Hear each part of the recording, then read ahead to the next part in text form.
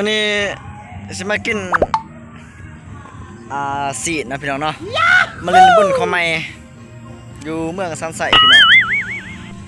เนาะบุญเขาใหม่เพิ่นก็เลยว่าไปย่ามเพิ่นก่อนเนาะปีหนึ่งมีเท่านึงพี่น้องก็เลยว่าอย่ามาย่ามเพิ่นว่าพี่น้องได้ฮักแฟนกันเด้เนาะไปย่ามเพิ่นก่อนมื้อนี้ฮอดเฮือนเจ้าของแล้วเจ้าภาพเนาะเจ้าภาพ